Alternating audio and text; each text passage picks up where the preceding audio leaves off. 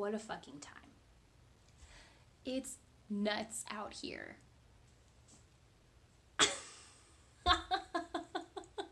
Hello and welcome to the Raw Obsidian podcast. My name is Kris, also known as Obsidian Brat on Ravelry and Instagram. What a time, y'all. We're in it. We're doing it. Holy shit. Oh, it feels so good to be in a permanent place.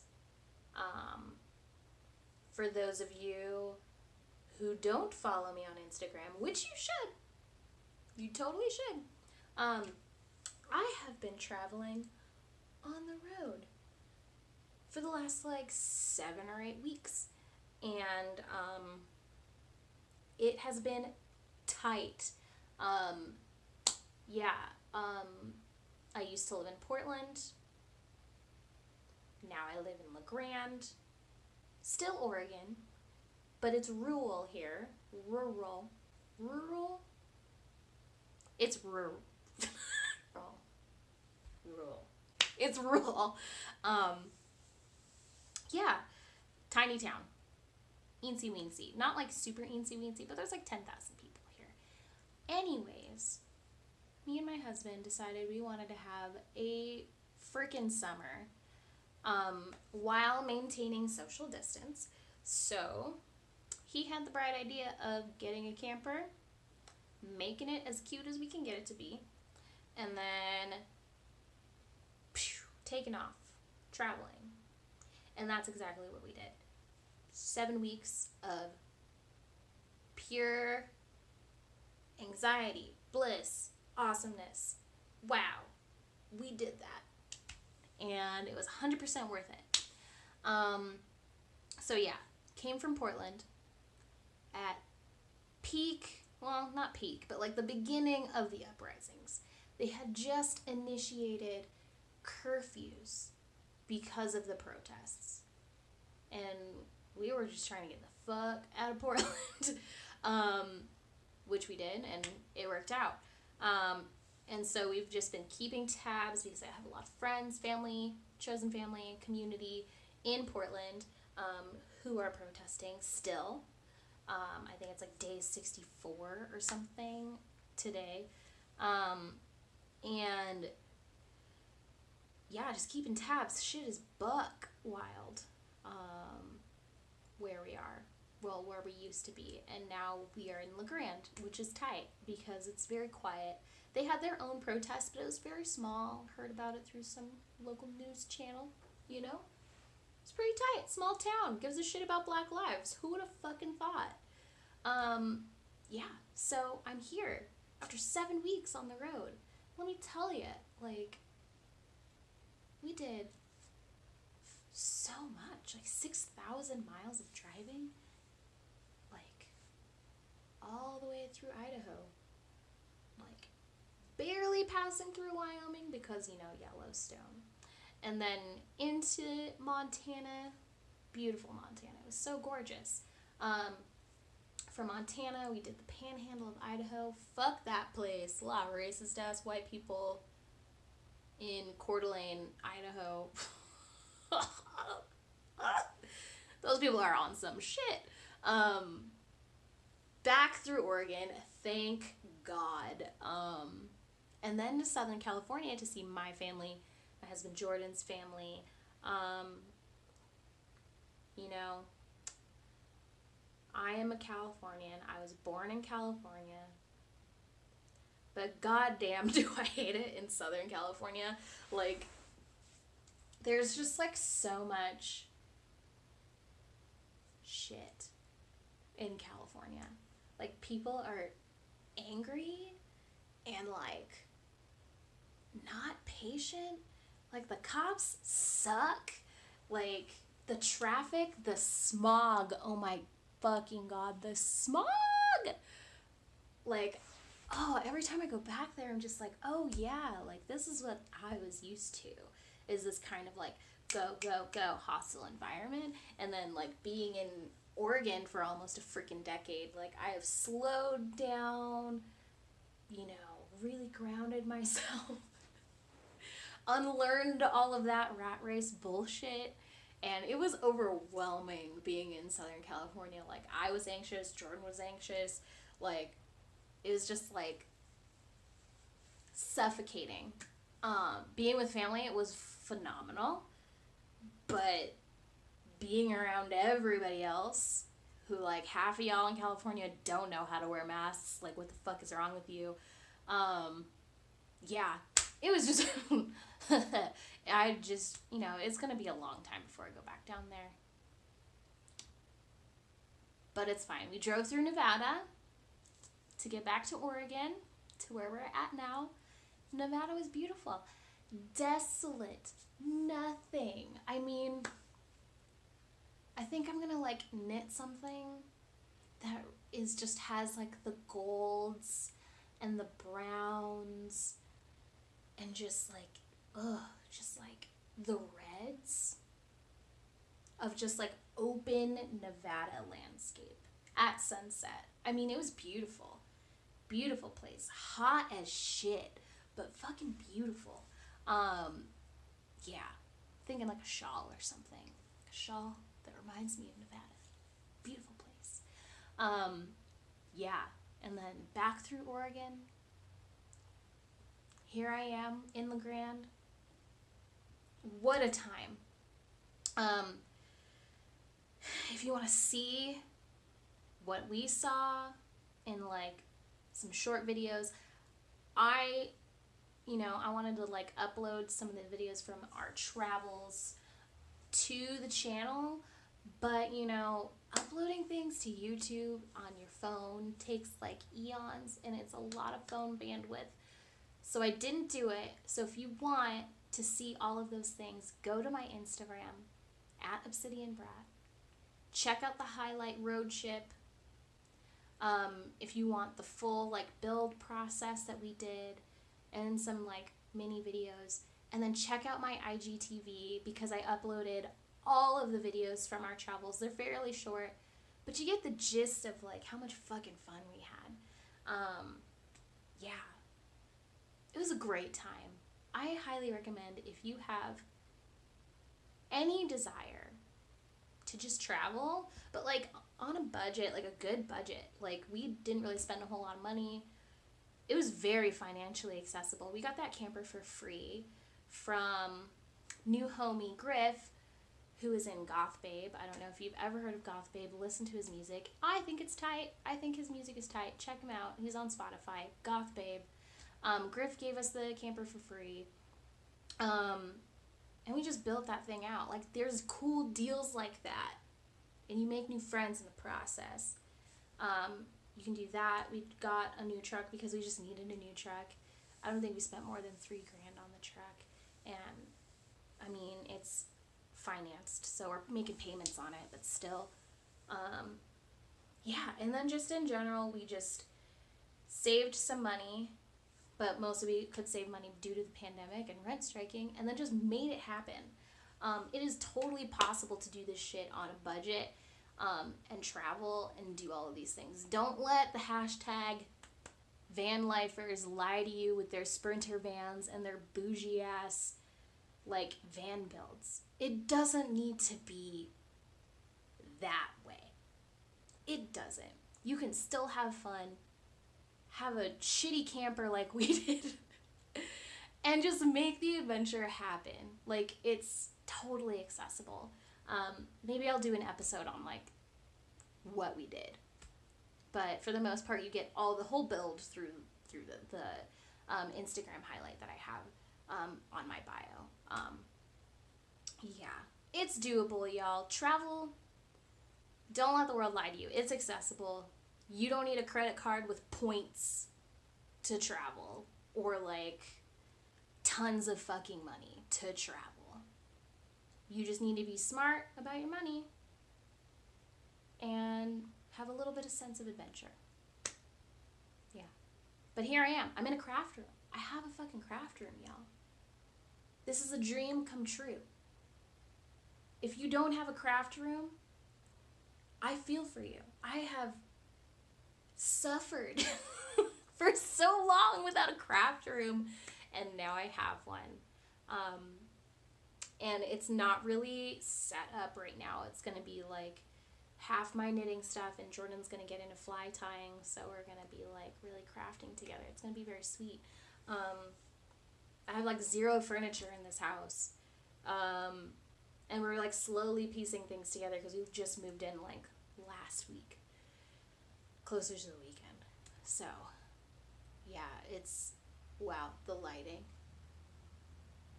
this corner. I feel so good right now. I'm so happy. Can you tell? Can you tell? Anyways, I'm in my craft room. I've got some whips to share with you. Y'all know that I've been working on these whips for eons because, you know, sometimes you get stuck in a knitting rut and you're just like, I just want to cast on a new Andre Mowry fucking pattern. If I have to, like, put one more stitch in this bitch, I swear. Fuck, bro. Like, I don't want to fucking work in this sweater. I just, you know what I mean? You just want to cast on something new, and you're just, like, staring at that knitting project that you've been working on forever, and you're just like, ugh.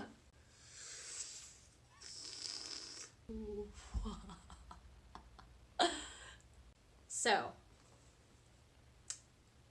I finished the body. I'm doing another flax sweater because I'm a freak, and I'm in love with this freaking pattern. Here is the body that I finished, and it's stripy. I don't know if you can see it yet. So I got like 2 little stripies and 1 big stripe. And I've been alternating that all the way down to the bottom, starting on a sleeve. It fits so nicely. I love this color. What I'm knitting with is this classic elite llama and wool combo. Check it out.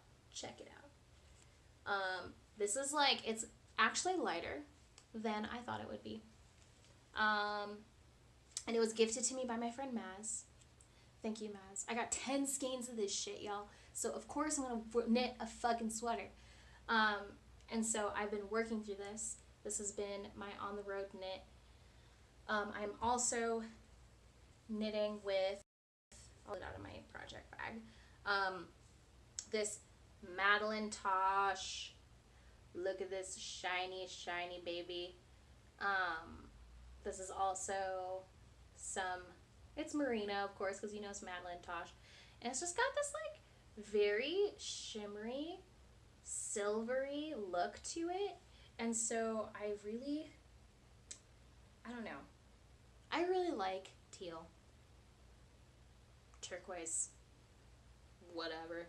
And together, they make a lovely matte and shine contrast. So, it just makes this sweater look absolutely amazing with the switch off. So I'm working on that because now I'm like not in a car or a camper. I'm not making sure my dogs aren't eating weird shit in the forest. They're actually just like chilling. Uh-oh. I lost a needle. I gotta be real careful. Yeah, and so I can actually focus on knitting, which is really lovely. And I just have like space to do it. We just got new couches. It's been like really nice to just have solid place to be where I can take a shower that's not a truck stop. Granted, the Pilot truck stop has got it going on when it comes to hot showers. So if you're ever on the road, hit up a Pilot. You pay like $10 or $15 depending on the location for a cool shower. Yeah, so I'm working on this. There we go. Got this needle back on. Yeah, and then I am still still working on these socks for Jordan. I finished sock number 1. And it's just a 3x1 rib with your typical gust heel and toe. So it's this really cute BFL that I got at Oregon Flock and Fiber. So here's sock number 2 in my black bean tamales bag that I use as a project bag because why the fuck not? Yeah, so those are my projects that I am working on. There are many other whips that I want to finish, but I am unmotivated to finish them, so they're just going to continue to sit until I feel called to do them. And I know they're crying my name, but, you know, honey, I ain't the one today to knit you up. You're just going to have to wait. Yeah. Other projects that I want to do, I want to start sewing. I have my sewing machine here. There's a really, really cute fabric store in town that also has hot tubs. So I'm gonna check them out. Because, you know, pandemic ain't hitting LeGrand so hard. Still wearing masks, of course. I don't want to sew any masks. I haven't even tried. I was considering at the start of pandemic, and now I'm just like, no. It's fine. I have enough friends who are making masks, doing cool shit. I will just buy directly from them, support their business, you know, because that's how it should be. I have things that I want to knit. I want to start sewing, as I said. You know, being in a smaller town, if you want cute clothes, you could go to the local thrift store. You could. And I went. I was not impressed. So, this means that I will be adventuring into the land of making, sewing my own clothes. And I had stated at the very beginning of the year, pre-Rona, that I wanted to start doing this. And then pandemic happened, and then road ship summer. And so now now that I have the space that I can cultivate, I'm going to actually make sewing a reality because I'm unemployed and have a lot of time on my hands. So why the fuck not start learning something new? That's the whole point of pandemic, right? Is you start doing things like making sourdough and watching too much Netflix. Except I won't make sourdough. My husband has explicitly said, don't do it. I don't want to deal with it. It's like the kombucha incident, which is fair. I did start making kombucha, and then I let my SCOBY get so icky that it was truly demonic. So I'm not going to start any sourdough. But what I will do is start sewing. And I'm very excited to check out just all of these cool new websites that are up apparently for sewing. There's I really have no idea what I'm getting into, which is fun. So I'm just gonna take some advice from people who do so. I started following the Sewist. They're based out of Portland, and they got collections of patterns. And just asking my other maker friends where they get their patterns, or a good tutorial, or Pinterest. I don't know. The options are vast and boundless. So I'm just gonna dabble. And sewing is a lot quicker than knitting something, so I can make all the thingies I want while pandemic ensues. Yeah. that's all I got for now, y'all.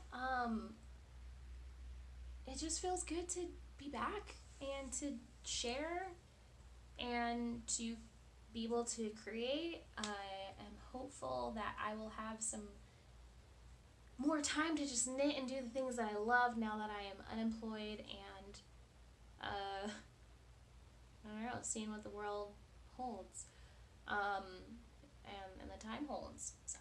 So lots of options in the air for me. Lots of options. Things that I'm also thinking about, considering being unemployed, is starting a Patreon. I don't know how anyone feels about that. Like, you know, I'm a Black content creator, and I want to keep doing this, but it does take work to like edit and come up with things, putting my personality out there. Maybe I'll do a Patreon. I don't know. Or if you want, fuck a Patreon and just donate to my Venmo. Here is my Venmo information. It's the same as my Instagram handle. Can you tell?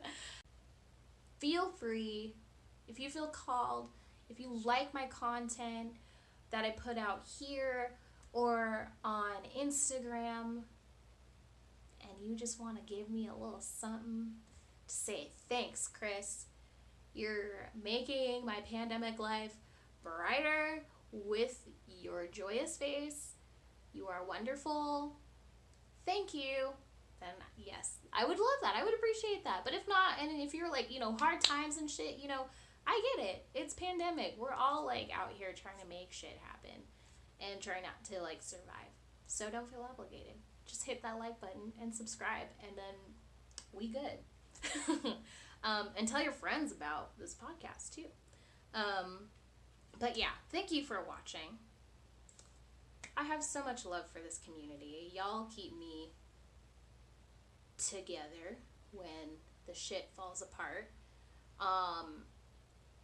Stay sassy. Keep making. Drink some water. Breathe deep. Have a fizzy water. And keep laughing, goddammit. We can't be so serious. Don't be serious. Peace.